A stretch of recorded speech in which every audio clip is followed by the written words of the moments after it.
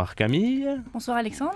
merci d'être venu. C'est pas la première fois, hein, c'est la deuxième, puisque je crois il y a 2 ans, vous avez déjà invité en studio. C'était déjà très intéressant, donc on s'est dit pourquoi ne pas faire une deuxième fois. Alors, Camille, comment devient-on guide touristique à Francfort ? Alors déjà en Allemagne c'est un système particulier puisque chaque ville a son propre examen pour devenir guide, contrairement à la France.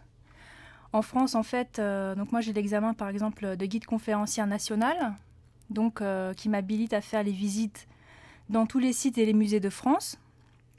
Et en plus donc l'examen de la ville de Francfort. Donc en Allemagne chaque ville a son propre examen. Donc pour passer cet examen, il faut suivre donc, la formation organisée par la ville tous les 4 ou 5 ans selon les besoins. Et auparavant, on doit passer donc, un premier entretien avec la directrice de l'office de tourisme, puisqu'ils prennent que les 20 personnes en fait. Ok. Et donc à l'issue de la formation, il y a un examen écrit en allemand sur Francfort. Et seuls ceux qui ont réussi cet examen ont la possibilité de passer donc, l'examen oral, qui est donc une visite guidée improvisée dans la langue choisie. Bien sûr, donc les langues rares sont les plus recherchées, par exemple l'arabe ou la langue des signes. Ah, la Donc, langue des signes aussi. avis aux d'accord. amateurs. Ok.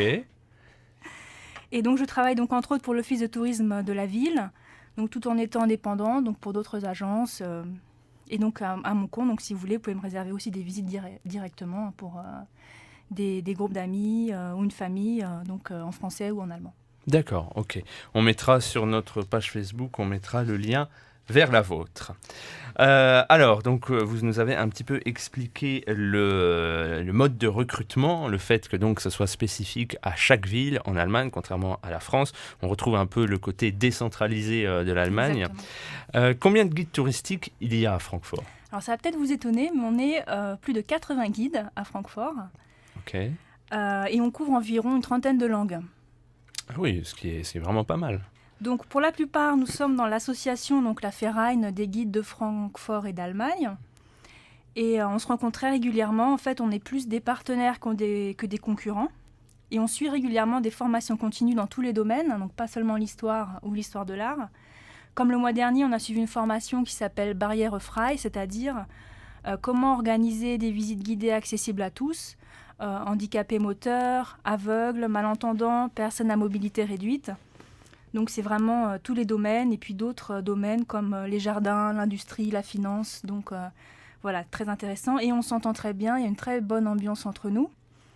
Et moi, ce que j'aime par-dessus tout, c'est qu'à chaque fois que je me promène à Francfort, c'est comme dans un village, c'est-à-dire que je rencontre immanquablement un ou plusieurs collègues.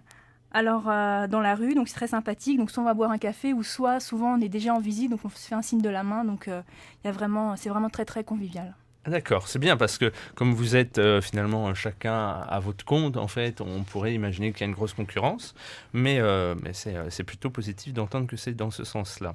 Alors maintenant, on rentre dans le vif du sujet. Qu'y a-t-il de particulièrement intéressant à voir à Francfort ? Alors là, il y a beaucoup de choses. Ça me prendrait plusieurs heures de répondre puisque j'ai des visites qui font 3-4 heures, mais on va faire Un court. condensé. Donc quand on parle de Francfort, bien sûr, on pense souvent aux banques, mais donc il y a plusieurs centaines de banques, mais on oublie que Francfort possède plus d'une quarantaine de musées. Il y en a vraiment pour tous les goûts. Le plus connu, bien sûr, le Städel, avec 7 siècles de peinture, le musée du cinéma, de l'architecture, les arts appliqués, la communication, par exemple. Et certains musées sont vraiment très récents, on continue d'ouvrir des musées en ce moment. Par exemple, les 2 derniers, c'est le musée de la cuisine allemande, de la musique électronique, et ou bien le musée le plus original d'Allemagne, c'est en fait donc, le musée du marteau, près de la gare. Le musée du marteau. Donc un musée très très original. Alors bien sûr, il y a des lieux historiques à Francfort, comme la cathédrale, où étaient élus et couronnés les empereurs du Saint-Empire romain germanique.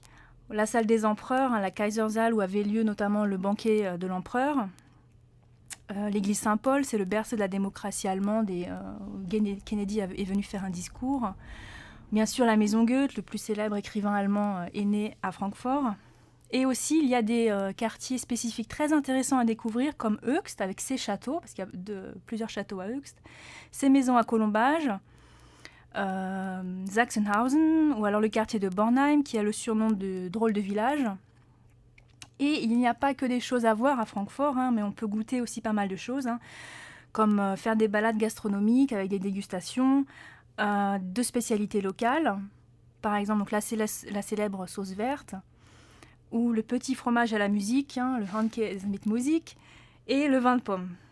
Et bien sûr, j'allais oublier les tours, parce que leur histoire est très intéressante, puisqu'en fait, à l'origine, le sol de Francfort n'est pas du tout fait pour accueillir des gratte-ciels. Ah, Et il y a beaucoup d'œuvres en plein air aussi à Francfort, et puis beaucoup d'autres choses aussi. d'accord. Donc on retient en tant que Français qui aimons la gastronomie qu'il y a des choses à boire et à manger à Francfort. Alors plusieurs bâtiments anciens comme le Palais Turn und Taxis et le quartier entre la cathédrale et la mairie ont été rebâtis ou sont en train d'être rebâtis actuellement.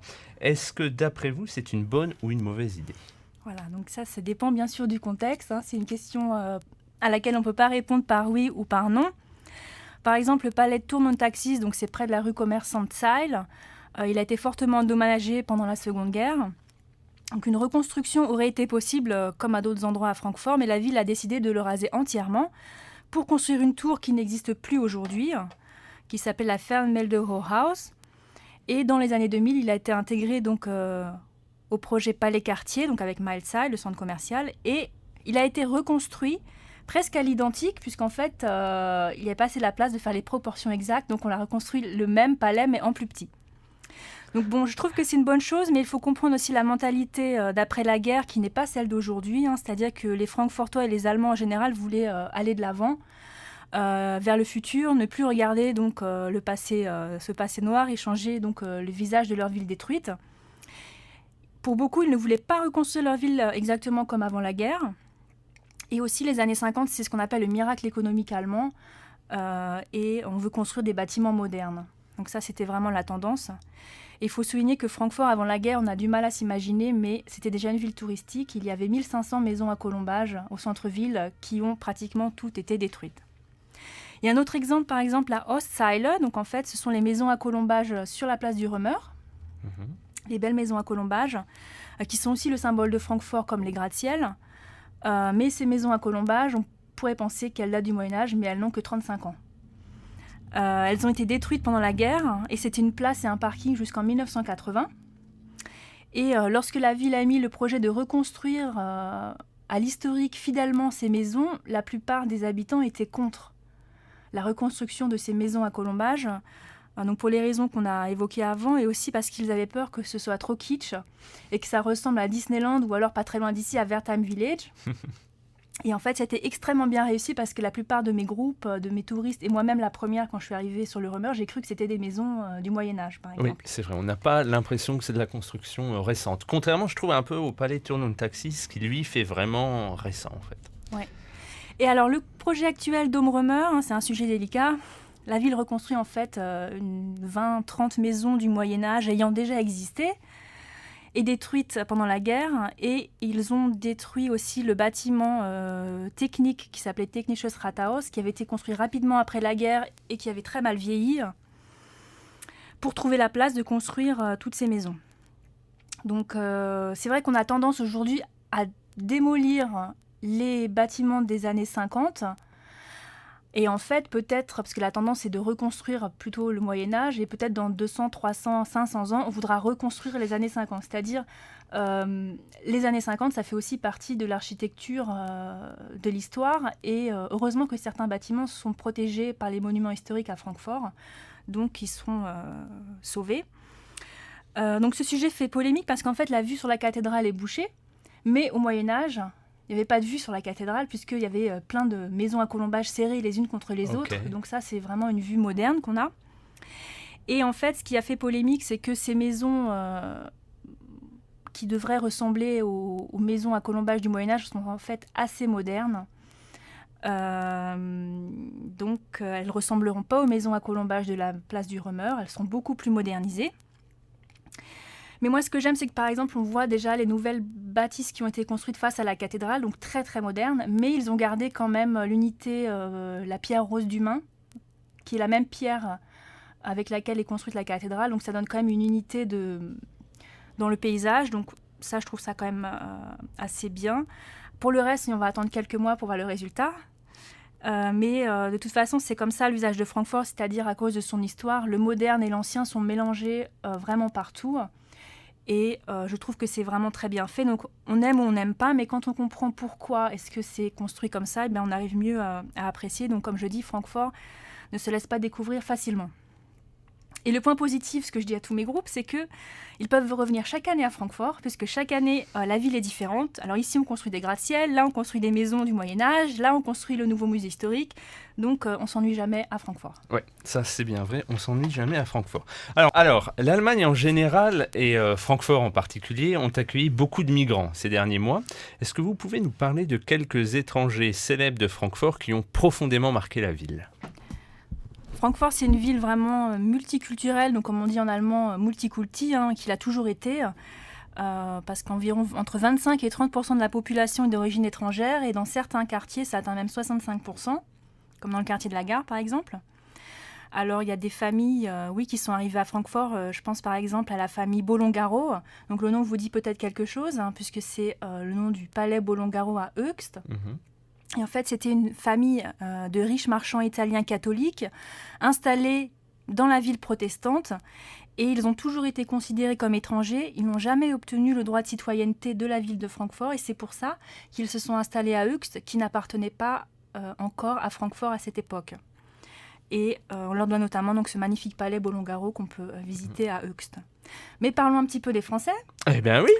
Il y a beaucoup de huguenots qui ont fui donc, la révocation de l'édit de Nantes par Louis XIV et qui se sont installés dans la région. Et les huguenots, c'était pour beaucoup des riches familles de banquiers ou de marchands. Et la poète Madame de Staël disait à la fin du XVIIIe « À Francfort, tout le monde s'appelle Gontard et tout le monde parle français ». Donc les Gontards, c'était une famille de huguenots, des banquiers qui étaient venus donc, s'installer donc, à Francfort. Un autre exemple, le grand-père de Goethe, Johann Wolfgang Goethe, le plus célèbre écrivain allemand, le plus célèbre fils de Francfort, comme on dit, était couturier. Il avait installé son échoppe près de Lyon. Il était protestant et il a donc fui la révocation de l'édit de Nantes. Et il s'est installé donc à Francfort. Donc j'aime bien dire en exagérant, bien sûr, que Goethe aurait pu être français. Ah oui, mais ça c'est de l'info exclusive ce soir dans l'émission. Merci Camille. Et pour continuer sur Goethe, il y a eu un général français qui a occupé Francfort lorsque Goethe avait 10 ans, il s'appelait Torrance. Et il a apporté à Francfort l'éclairage des rues et la numérotation des maisons. Ça, il l'a apporté de France. Donc c'est grâce à lui aussi aujourd'hui qu'on a l'éclairage et la numérotation des maisons. Et plus récemment, André Gide, après la guerre, qui s'est beaucoup engagé pour la reconstruction de la maison Goethe qui était entièrement détruite pendant les bombardements, donc en 1944. D'accord. Alors maintenant, est-ce que vous pouvez nous donner une anecdote sur un endroit de Francfort ? Oui, il y en a plein des anecdotes sur Francfort. Alors j'aime bien parler de Malzeil, le centre commercial sur la Zeil, donc avec une très belle façade en verre, qui a été construit en 2009 par un architecte de Rome qui s'appelle Maximilian Fuchsas. Et bien sûr, il n'a pas imaginé qu'à Rome et à Francfort, il ne fait pas vraiment le même temps. C'est-à-dire qu'il a construit ce très beau centre commercial avec sa façade en verre percée d'un gros trou, sans penser que l'hiver, la glace et la neige tombent du trou à Francfort, puisque ces derniers hivers ont été assez doux, mais parfois on a quand même 4 mois de neige à Francfort. Heureusement, il n'y a pas eu de blessés, donc parce que c'est vraiment très très dangereux. Et depuis, la ville a installé un auvent pour protéger l'entrée du centre commercial. Ou un autre exemple, le bâtiment Hauptware, qui était en fait une prison. Aujourd'hui, c'est un café. Et autrefois, en fait, pour construire le métro et le S-Bahn, parce que c'est une grosse station de métro et de S-Bahn à la fin des années 60, on a démonté pierre par pierre la Hauptware pour construire donc le métro et on l'a reconstruite donc pierre par pierre. Un peu plus loin. Au même endroit. Au même endroit. Ah d'accord, ok. Eh ben, dis donc, on en apprend des choses ce soir, je vous l'avais annoncé, on n'est pas déçus. Est-ce que maintenant vous avez une anecdote sur une de vos visites guidées ? J'imagine que des fois il doit y avoir des groupes, ça doit être assez drôle. Non ? Oui, chaque visite est différente et c'est ça qui fait le charme des visites guidées. Alors par exemple, j'ai passé une journée avec donc, les Girondins de Bordeaux en 2013. Alors je ne sais pas s'il y a des gens de Bordeaux qui nous écoutent. Donc j'ai accueilli les joueurs, le staff VIP à l'aéroport. Et j'ai fait donc la visite de la ville pour les VIP, pas pour les joueurs parce qu'ils avaient bien sûr autre chose à faire. Un groupe très très sympathique. Et le soir, pour me remercier, donc ils me mettent une écharpe du match de l'équipe de Bordeaux autour du cou et il m'emmène au stade. Donc j'étais très très contente, sauf que moi, je supportais l'équipe adverse, donc l'équipe l'Eintracht de Francfort. Et je me suis efforcée de ne pas montrer trop mon enthousiasme à chaque but, puisque Francfort a gagné. Et même à la mi-temps, lorsque je suis allée acheter ma saucisse, à la mi-temps, je me suis vue obligée de dire au vendeur que malgré mon accent et malgré mon écharpe de Bordeaux, je supportais Francfort et que j'étais en train de travailler. Je pense qu'il s'en fichait un peu, mais... Mais vous teniez à mettre les choses au point. Exactement. Ok. Alors, j'imagine que parfois vous faites visite, faites la guide touristique pour des scolaires, pour des beaucoup. enfants français. Comment est-ce que vous vous y prenez pour les captiver ? Donc j'ai très très souvent en charge des groupes de scolaires, donc niveau collège-lycée. Souvent c'est même mélangé puisque c'est dans le cadre d'échanges linguistiques. Donc dans les écoles, tous ceux qui font la langue allemande font une visite ensemble, viennent visiter les correspondants. Donc apparemment mes visites sont assez appréciées puisque les écoles me rappellent donc chaque année. Et donc avec les jeunes, il ne faut surtout pas les assommer de dates et de chiffres, ni les adultes d'ailleurs, c'est quelque chose que je ne fais pas. Donc leur expliquer les choses simplement, donc sans phrases compliquées, être dynamique donc, et aimer ce qu'on fait, mais bon ça vaut pour tout le monde. Alors surtout ne pas rester trop longtemps au même endroit. Je leur montre aussi des illustrations ou des photos en fait pour capter leur attention. Par exemple, quand on raconte des choses assez anciennes comme le couronnement des empereurs ou le banquet de l'empereur, donc je leur montre une illustration d'époque pour qu'ils arrivent mieux à se représenter. Donc ça les intéresse bien sûr beaucoup plus qu'un discours historique. Donc ils s'imaginent beaucoup plus simplement et surtout je les fais participer. Par exemple, je leur pose des petites devinettes, donc faciles ou plus difficiles, donc ça marche à chaque fois. Et souvent, ils ont des petits questionnaires ludiques à remplir, donc ça c'est très, très intéressant. Et il ne faut pas être étonné s'ils pianotent sur leur téléphone pendant la visite, comme je l'ai été la première fois, puisqu'en fait, c'est comme ça aujourd'hui qu'ils prennent des notes sur leur téléphone portable. Et la balade ne doit pas dépasser 1h30, c'est vraiment le maximum. Après, c'est beaucoup trop. Et surtout, ça peut paraître un détail, mais c'est très important. Ne surtout pas faire une visite s'ils ont l'estomac vide. Ça, c'est ventre très, très affamé important. n'a pas d'oreille. Alors, maintenant, quel est votre endroit ou quels sont vos endroits préférés à Francfort ? Donc, sans trop d'originalité, j'aime beaucoup la place historique du Römer.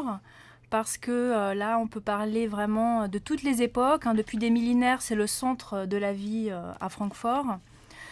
Donc le lieu des foires, des banquets, des couronnements, des tournois de chevalerie. Et encore aujourd'hui, il y a de nombreuses manifestations. Par exemple, après les Jeux Olympiques, donc les joueurs sont venus sur la place du Römer, les joueurs de l'équipe allemande. La reine d'Angleterre qui est venue nous faire un petit coucou sur le balcon au mois de juin. Voilà, donc quand les voyageurs n'ont pas beaucoup de temps, on peut rester juste sur cette place et parler donc de beaucoup de choses.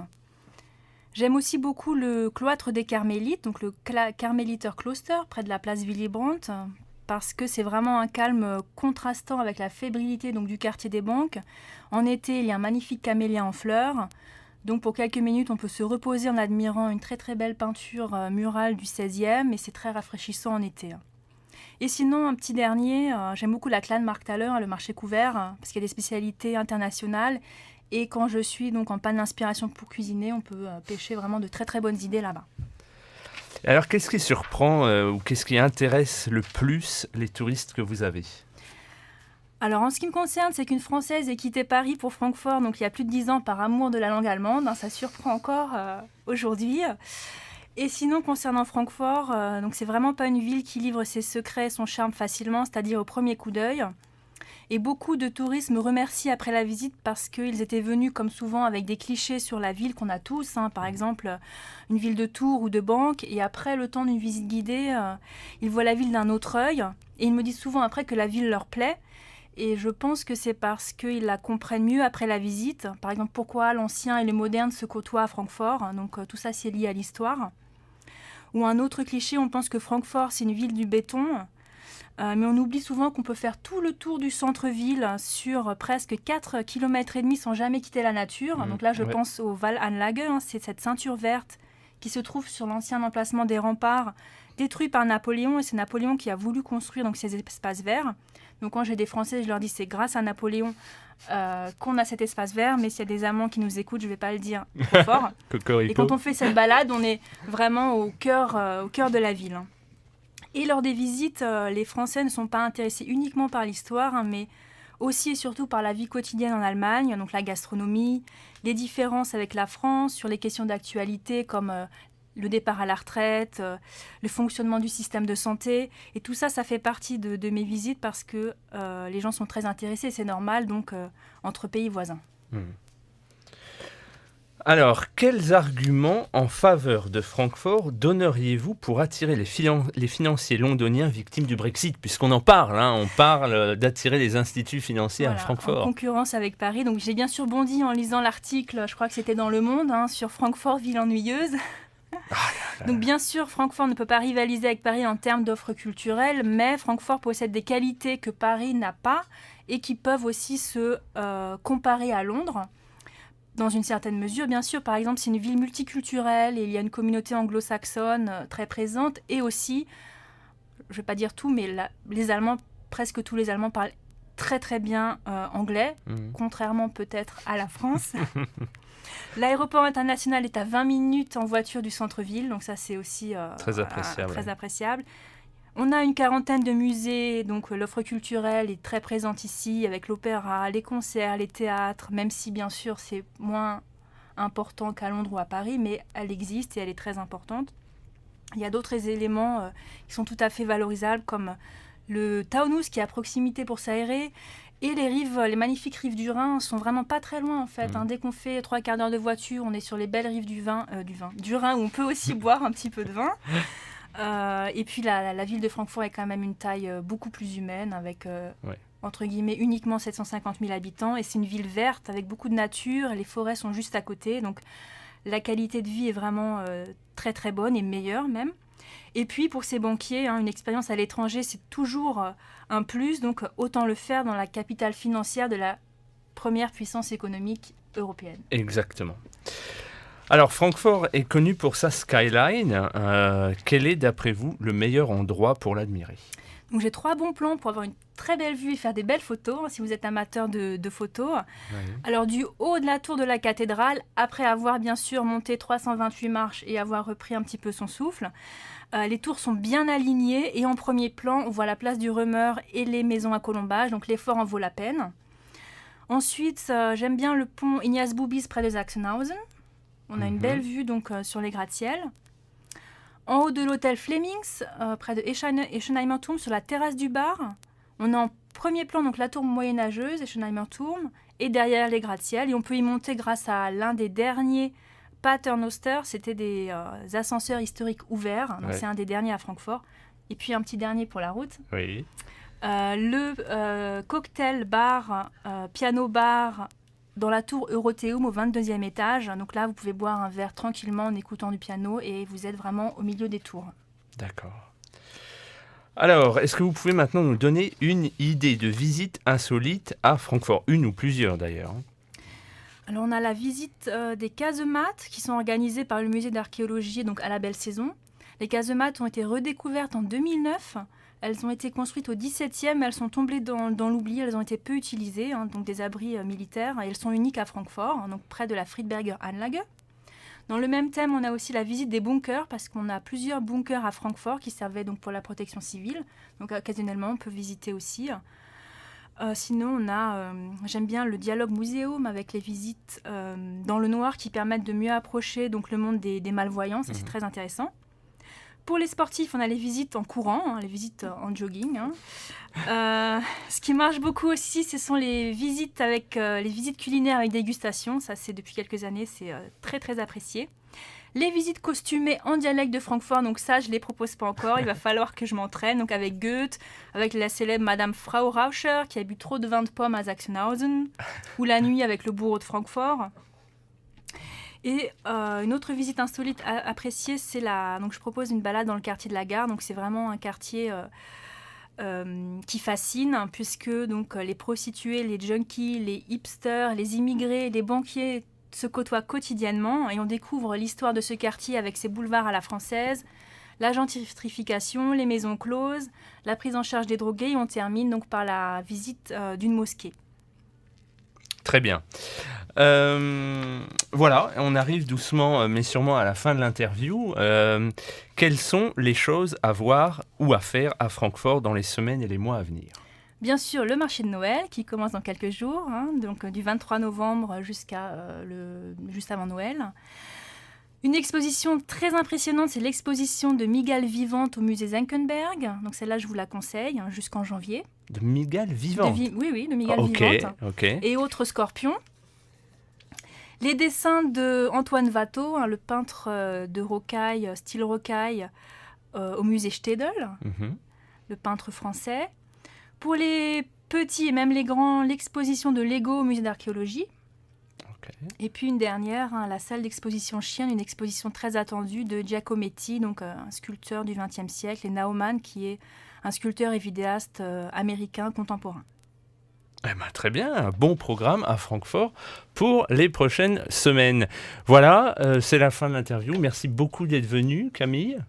Merci de m'avoir très gentiment accueilli. Et j'espère vous avoir donné envie de visiter notre magnifique ville de Francfort et la région. Donc, je me ferai un plaisir d'approfondir donc, tous ces thèmes et bien d'autres sur mes visites que vous pouvez retrouver donc, sur mon site donc www.baladeafrancfort.com. Donc balade au pluriel et à bientôt. Voilà. Merci. Merci Camille. Apporter à Francfort.